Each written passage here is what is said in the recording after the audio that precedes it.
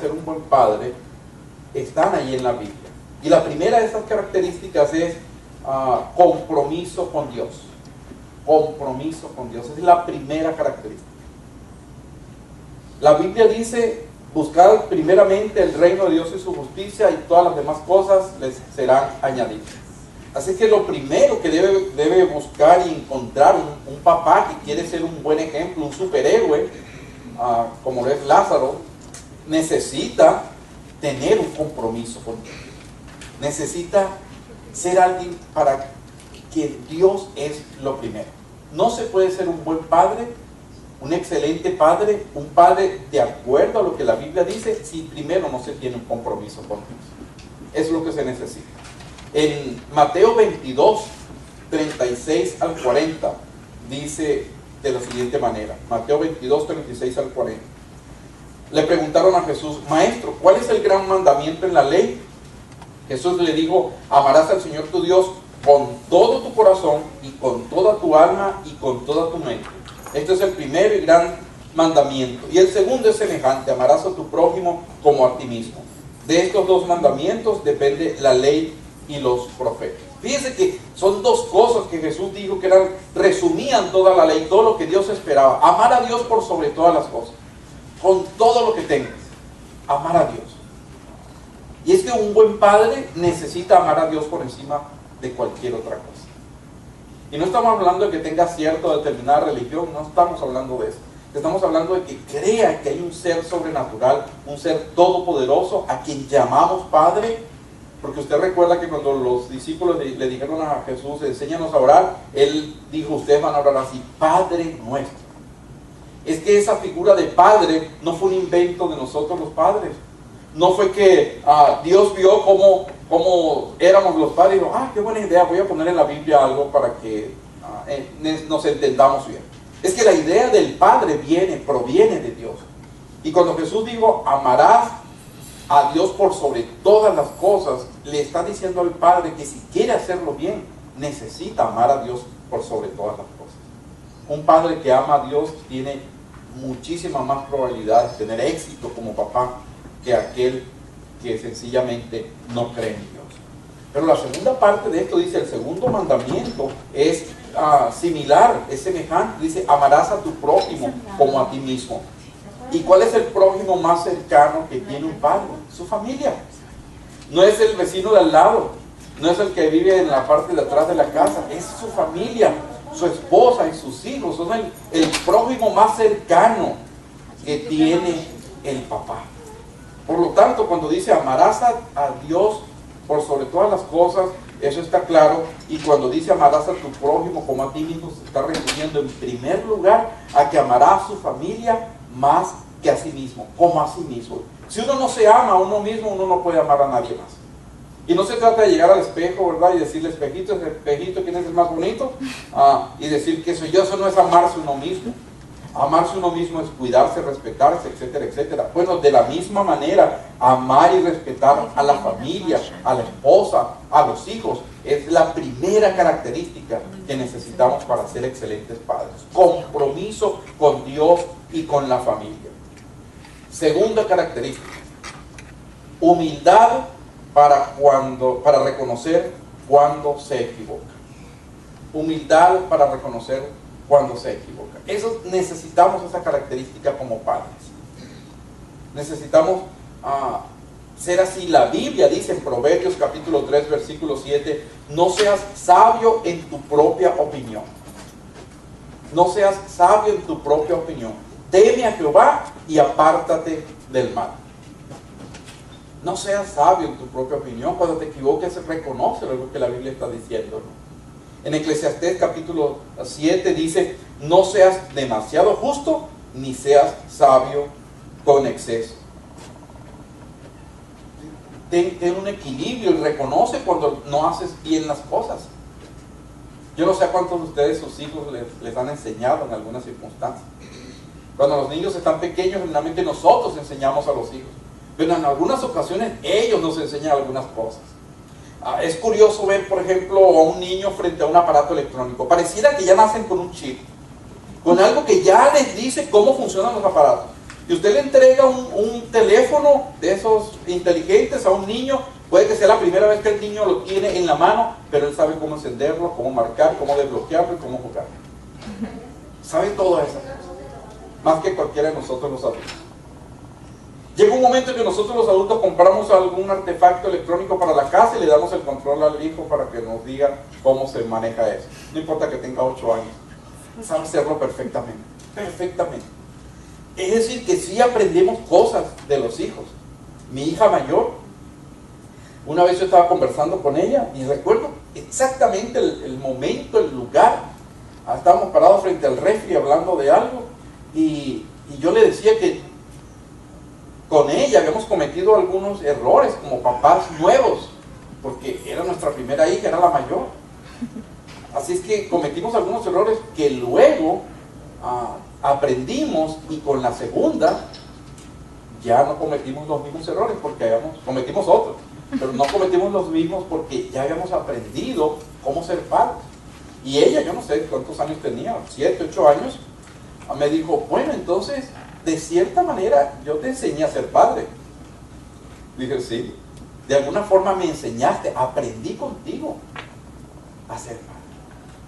Así que nosotros como papás, además de ese compromiso con Dios y con la familia, que es nuestra primera característica, necesitamos tener humildad para reconocer cuando nos equivocamos, que no siempre sabemos todas las cosas. En un momento muy difícil de mi vida, me tocó hablar con mis hijas sobre un error que yo había cometido.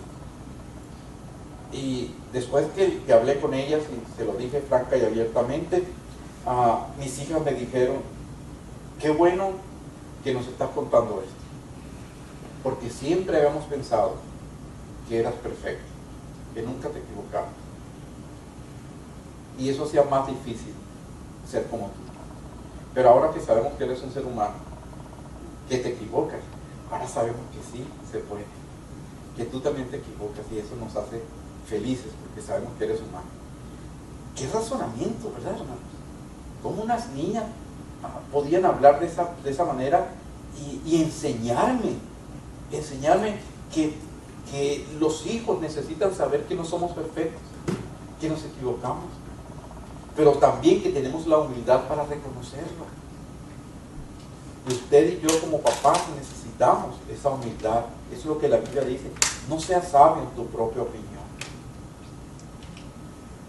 Tercera característica que necesitamos los padres superhéroes: integridad en público y en privado.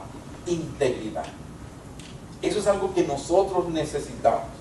Ser íntegro es ser lo mismo cuando hay gente que cuando estamos solos. Eso es integridad. Ser exactamente iguales cuando hay mucha gente a cuando estamos solos. Hoy en día se habla muchísimo de esto porque las familias y los papás especialmente tienen trabajos que los llevan fuera del hogar por mucho tiempo. Alguien me comentaba el viernes, hablando después de tener esta actividad que les comentaba en otra iglesia, me decía, mi papá pasaba mucho tiempo fuera y generalmente eran los fines de semana. Y éramos varios hermanos, y cuando llegaba el lunes siguiente, llegaba a la casa, pero no llegaba con más dinero, y nos habían dicho que era por trabajo. Y una vez me atreví a preguntarle a mi papá, papá, es que tú tienes otro hogar, tienes otra mujer, con otros hijos. Bueno, lo que me gané fue una bofetada, pero es que yo sospechaba que algo de eso había, nunca lo supe. Es decir, ¿de qué estaba dudando? De la integridad de su papá. Dice Josué capítulo 24, versículo 14. Josué 24, 14 dice, ahora pues, temed a Jehová y servidle con integridad y en verdad.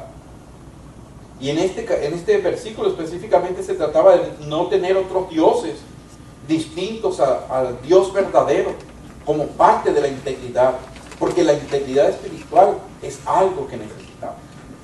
La integridad espiritual es algo que como padres va a hacer su efecto en nuestros hijos. Pero ¿cómo ser íntegros? ¿Cómo llegar a ser íntegros? Nos preguntamos nosotros los papás. El Salmo 19, versículos 12 y 13 nos ayuda. Dice este Salmo, ¿quién podrá entender sus propios errores? líbrame de los que me son ocultos. Preserva también a tu siervo de las soberbias, que no se enseñoreen de mí. Entonces seré íntegro y estaré limpio de gran rebelión. Esto lo que dice es que primero necesito reconocer los errores cometidos, dice el Salmo 19:12. Y luego no caer en la soberbia, en la arrogancia, porque ese es uno de los pecados más peligrosos para aquel que quiere ser íntegro. Pensar que no cometemos errores, pensar que somos los que todo lo podemos, tarde o temprano va a ser mella en nuestra integridad. Pero qué bueno, hermanos, que Dios siempre nos da la oportunidad para levantarnos, para recuperarnos. Que Dios siempre tiene el corazón y las manos abiertas para recibirnos cuando nos acercamos a Él y le pedimos perdón por nuestra falta de integridad. Siguiente característica. Necesitamos los padres que queremos ser padres de acuerdo a la Biblia, necesitamos tener carácter para vencer las adversidades. Carácter para vencer las adversidades. El diccionario define carácter, la palabra carácter dice como fuerza y elevación de ánimo natural de alguien, firmeza y energía. Eso es carácter. Una determinación del ánimo para hacer las cosas, una fuerza para hacer las cosas, una energía para hacer las cosas. Y nuestro primer ministerio como papás es nuestra familia. No importa lo que usted haga, cuál sea su profesión, su primer ministerio, su primer trabajo, su primera obligación es ser cabeza de la familia. Pero a veces vienen adversidades, vienen dificultades y necesitamos tener fuerza, necesitamos tener energía, necesitamos tener ánimo, carácter para enfrentar esas adversidades. Dice 2 Corintios 4, versículos 8 y versículo 9. 2 Corintios 4. Estamos atribulados en todo, pero no angustiados. En apuros, mas no desesperados. Perseguidos, mas no desamparados. Derribados, pero no destruidos. Un buen padre de familia tiene el carácter para sobreponerse a las adversidades. En esa película, ¿recuerdan al muchacho latino, Javier? Ese muchacho perdió el trabajo, lo echaron del trabajo. Y le dijo a su esposa, Dios va a hacer algo, Dios va a proveer. Y al día siguiente le hablan de otro trabajo y encantado dice, fíjate, Dios contestó. Y fue al trabajo y cuando llegó dice, mira, yo soy el que le hablaron por teléfono para el trabajo y se lo siento, ya contratamos a 3 personas y no tenemos oportunidad para eso. Y el hombre iba caminando, iba por la calle porque dejó el auto para la familia.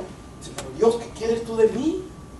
Si yo te sirvo con integridad, yo soy lo que tú quieres que yo sea. ¿Qué es lo que quieres de mí? Tú sabes que quiero ser fiel para servirle a mi familia y proveer para mi familia. Bueno, me estás ayudando. Y lo que Javier no sabía es que detrás de todo eso había un plan de Dios para darle un mejor trabajo. Y mientras está hablando con Dios, Dios ya tenía algo preparado y no les cuento más para que vean la película. Pero Dios proveyó un mejor trabajo, mejores amigos y la oportunidad de servirle al Señor como proveedor de su familia. Dios tiene el control de las cosas, aún en medio de las adversidades. Por eso podemos decir como Pablo, puede que estemos derribados, pero no estamos destruidos. Amén o ay. Amén. Qué bueno. Siguiente característica. El papá, de acuerdo a la Biblia, debe ser, y esta palabra comienza con K, kinesiólogo, ahí está, kinesiólogo de su familia. Hay menos de 40 palabras en español que comienzan con K, menos de 40. Una de ellas es kinesiólogo. ¿Y qué es la kinesiología? Bueno, es una práctica médica. Hay médicos kinesiólogos. Yo no sé si usted ha escuchado de esto, pero el médico kinesiólogo es el que practica ciertos procedimientos terapéuticos, procedimientos de sanidad, para restablecer la normalidad de los movimientos del cuerpo humano. Cuando alguien tiene problemas o ha tenido un accidente, ha pasado por ciertos traumas que no le permiten tener toda la movilidad del cuerpo, entonces busca un médico kinesiólogo para que le ayude. Hay un evangelista argentino muy famoso, Luis Palau, no sé cuántos de ustedes han escuchado de él, estuvo el año pasado creo aquí en Houston, y un hermano miembro de su equipo es un médico kinesiólogo, y hicimos mucha amistad hace muchos años, y yo había perdido el contacto con él por más de 20 años, y me enteré que estaba en Houston con el equipo de Luis Palau, porque él es uno de los organizadores de las campañas de Luis Palau, y hablamos. Y lamentablemente yo iba a estar fuera de la ciudad para el momento cuando ellos iban a estar aquí, pero nos emocionamos en saber que nos podíamos ver después de tantos años. Bueno, ese hermano dejó la kinesiología, dejó su práctica médica para dedicarse tiempo completo al ministerio evangelístico. Y siempre recuerdo, porque yo creo que fue el primer kinesiólogo que escuché que existía en el mundo. Jamás había escuchado de esto. Pero, ¿por qué estoy usando este término en sentido figurado? Porque yo creo que ese padre que tiene la habilidad, el carácter, como dije antes, para vencer las adversidades, es quien tiene que esforzarse más para resolver los problemas cuando aparecen. Cuando pareciera que las circunstancias paralizan a la familia o a algún miembro de la familia, cuando hay situaciones que parece que ponen en peligro el movimiento, la actividad de uno de los miembros de la familia, ¿quién es el que debe estar ahí para ayudar como kinesiólogo de su familia? El padre. El padre es figura principal en medio de las tragedias, de las dificultades, de los problemas, de las angustias, de las oportunidades.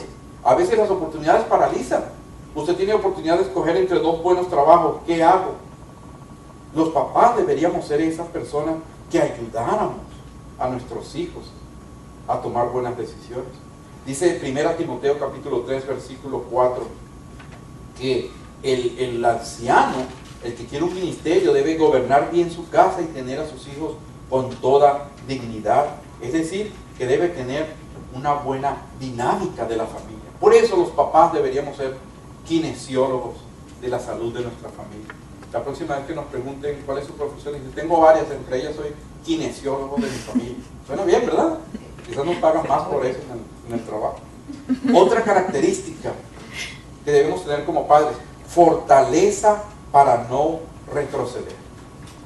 Fortaleza para no retroceder. Esto es sumamente importante, porque si uno toma la decisión de ser el padre que Dios quiere que usted y yo seamos como papás, entonces necesitamos mucha fortaleza para no retroceder en algunas cosas. Porque a veces tomar una decisión no es fácil, pero mantenerla a veces se hace mucho más difícil. Dios quiere que nosotros seamos padres íntegros, que amemos primeramente a Dios y a nuestra familia luego, que estemos firmes ante las pruebas. Eso es lo que hemos dicho, que son características que Dios espera de nosotros.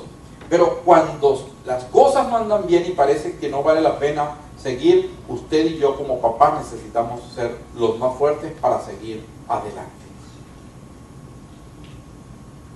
Hemos escuchado ocasiones donde parece que debemos tomar decisiones que no están muy apegadas con nuestros principios.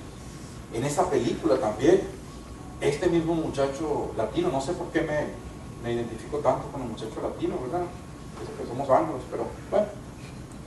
Pero ese muchacho latino le ofrecen ser el manager de una sección de su empresa, de la empresa donde trabaja. Y le proponen hacer algo malo, le dice, vas a encargarte del depósito, del almacén, de la bodega. Y mira, van a llegar estas 17 cajas, pero tú solamente vas a reportar 16, porque con la otra vamos a hacer algo distinto. Piénsalo hoy, a ver qué opinas, y mañana nos dices. Y recuerda que si no formas parte de nuestro equipo, no puedes trabajar con nosotros. Y el hombre se fue y conversó con la esposa, y la esposa le dijo, yo no quiero pasar por las mismas situaciones difíciles que hemos pasado antes, de pobreza, de necesidad. Esto me asusta, pero haz lo que tengas que hacer. Y el hombre dijo, yo no puedo traicionar mis principios, mi integridad. Y al día siguiente fue para darle la respuesta al jefe y le dijo, mire, ¿sabe qué? Yo no puedo aceptar eso. ¿Por qué? Porque yo no puedo mentir. Yo no puedo hacer algo que no está de acuerdo con lo que Dios quiere que yo haga como ser humano. Y el jefe le dice, ¿tú estás consciente de que por esa respuesta que me estás dando puedes perder tu trabajo?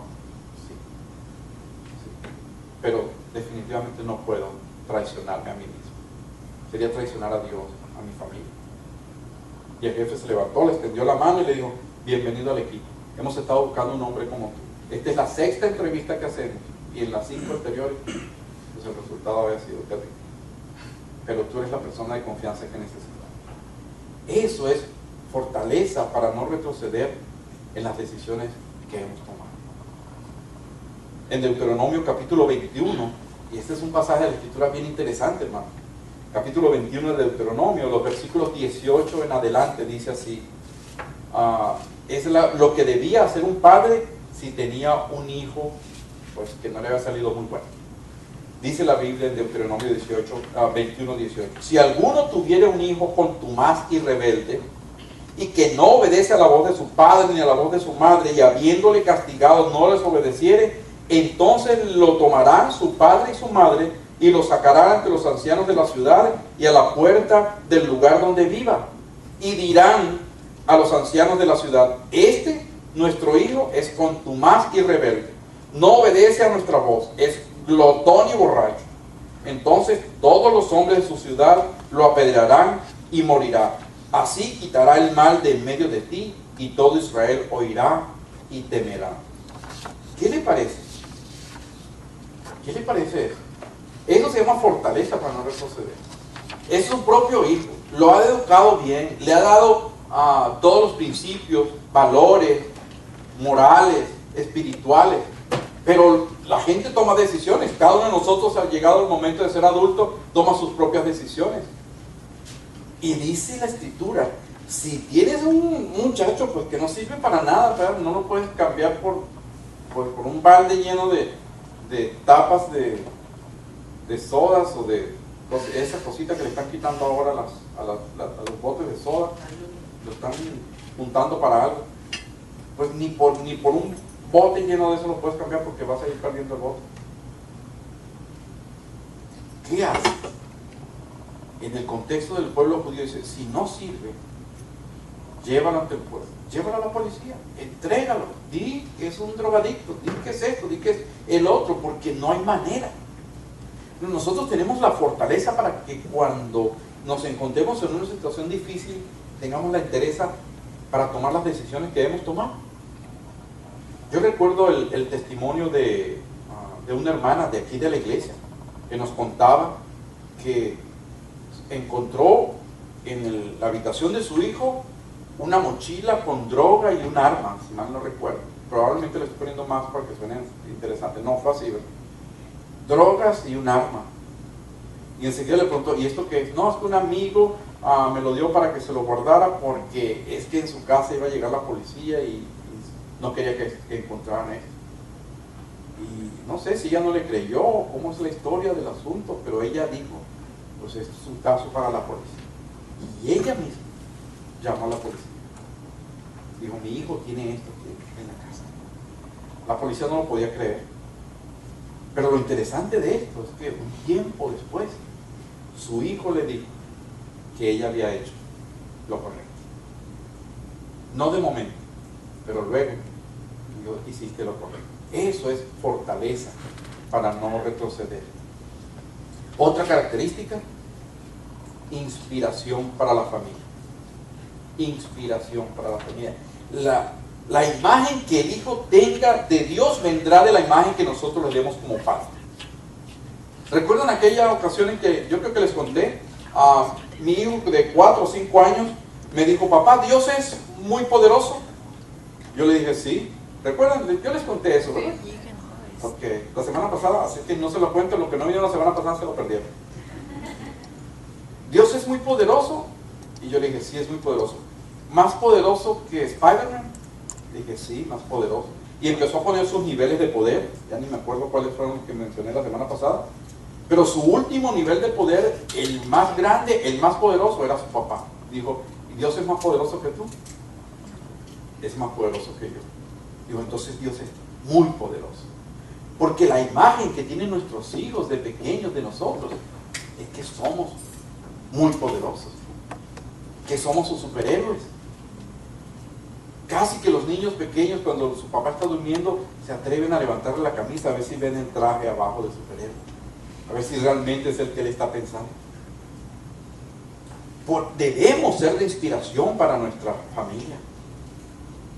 No importa lo que nosotros hagamos, la profesión que tengamos, debemos sentir y hacer como que somos los mejores para que nuestro hijo, nuestra hija se sienta orgulloso de que tiene el mejor papá del mundo, con la habilidad más grande del mundo para hacer aquello que él sabe hacer.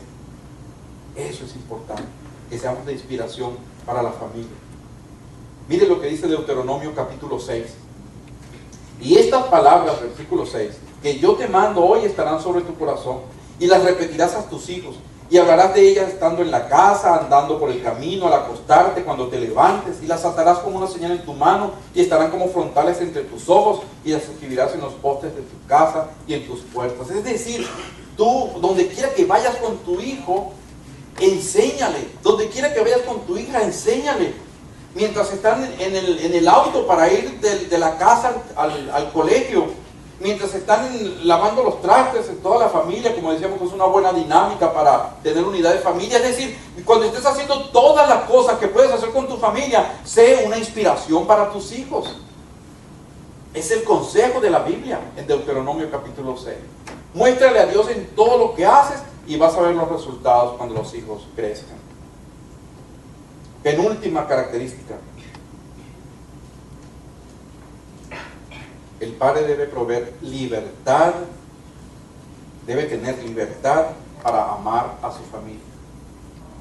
Libertad para amar a su familia. Usted me dirá, no hermano, ahí ya se equivocó, porque ¿quién no es libre para amar a su familia? Pues no es así. En Efesios capítulo 5, versículo 25, el Señor le dice a los esposos: y ustedes, esposos, amen a sus esposas. Es que eso no es tan fácil para los hombres. Y ustedes, las damas, siempre se están quejando de eso. Bueno, casi siempre. Pero es que no es lo más fácil. A los hombres se les pide lo más difícil: amen a sus mujeres. A las mujeres se les pide lo más difícil en la Biblia, en el mismo Efesios. Le dice: sométanse a sus esposos. Se fijan, una por una nuestra. A los hijos se les pide lo más difícil: obedezcan a sus papás. Es que a todos se nos pide lo más difícil en ese capítulo. Alguien debería arrancar esa página de ahí, ¿verdad? ¿Sabe por qué a veces no es fácil para nosotros tener libertad para amar a nuestras familias, nuestros hijos, nuestra esposa? Porque puede ser que hayamos tenido un mal ejemplo. Puede ser que hayamos tenido un mal ejemplo de un papá que nos maltrató, o simplemente que no era amoroso. En mi caso, por ejemplo, mi papá no era amoroso con sus hijos, de expresar amor. Su manera de expresar amor era trabajar muy duro. Y trabajaba muy duro para mantener a sus... No voy a decir cuántos hijos, por si acaso me ponen algún día en el boletín. Para trabajar a su montón de hijos. Esa era su manera. Pero que yo recuerde a mi papá que me sentó en sus piernas para preguntarme cómo me fue en la escuela, no tengo un recuerdo de eso. Entonces eso puede haber afectado mi capacidad para amar. Los hijos que pierden a los papás muy temprano, bien sea porque se van de la casa o porque murieron, son afectados en la manera como pueden amar a sus hijos, a sus propios hijos. En algunos hay el proceso inconsciente de pensar que no los voy a amar mucho para que si yo me muero, ellos no sientan tanto la pérdida. Y es un error. Pero como quiera que sea, hay cosas que nos impiden. Son ataduras que no nos van a permitir amar a nuestra familia con libertad. ¿Sabe cuándo yo entendí por qué mi papá era así? Cuando él me contó, y yo sé que hay gente que se molesta y se va cuando uno habla de estas cosas. Cuando una vez mi papá me contó que él estaba viendo un juego de béisbol en la calle,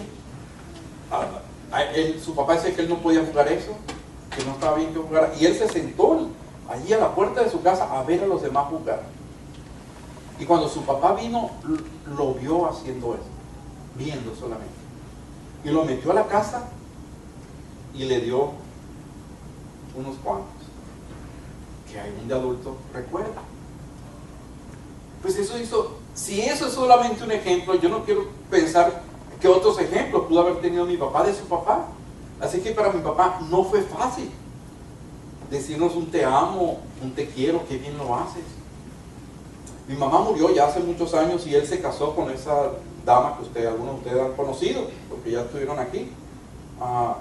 Esa mujer es totalmente distinta, es una extraordinaria persona, es una increíble persona a quien queremos mucho. Y ella tiene otra dinámica.